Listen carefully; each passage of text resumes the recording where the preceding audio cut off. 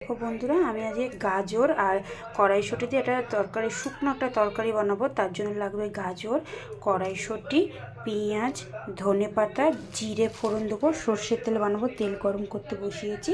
আর এটা একটু শুকনো লঙ্কা কটা শুকনো খোলায় ভেজে আমি এটা গুঁড়ো করে নিয়েছি, ওইটা লাগবে ব্যাস। এই কটা জিনিস আর নুন হলুদ লাগবে ব্যাস। তোমরা দেখতে থাকো আমি কীভাবে বানাচ্ছি। তেল গরম হয়ে গেছে, আমি জিরেটা দিয়ে দেবো।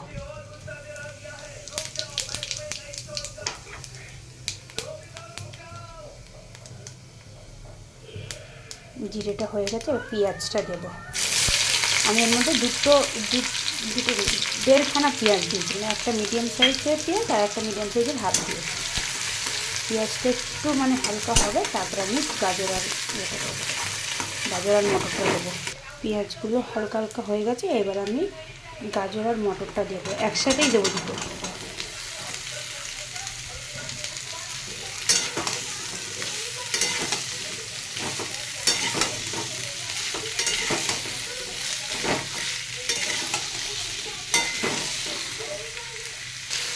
এখন দেবো পরিমাণ মতো নুন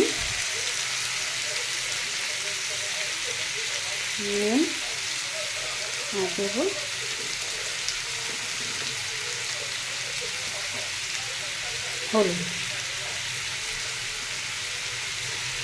হলুদ দেবো, দিয়ে আমি এটাকে নেড়ে ঢাকা দিয়ে ভাপে হবে জিনিসটা সেদ্ধ, গাজরটা ভাপে সেদ্ধ হবে।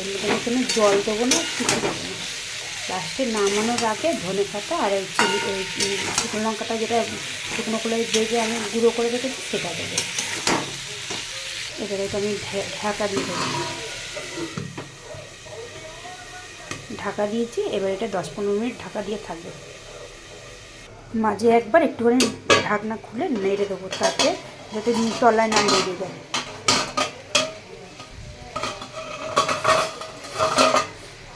এই যে দেখো গাজরের যে জলটা বেরিয়েছে, এইটা দিয়ে এটা রান্না হবে। যে গাজরে দেখছি এটা কতটা জল বেরিয়েছে, এইটা দিয়ে রান্না হবে। আমি ঢাকা দিয়ে করবো, তাহলে এটা দিয়ে রান্না হবে। রান্না কি সেদ্ধ হবে, গাজরটা সেদ্ধ হবে এইটা দিয়ে, এই জলটা দিয়ে ঢাকা দিয়ে এখন করবো।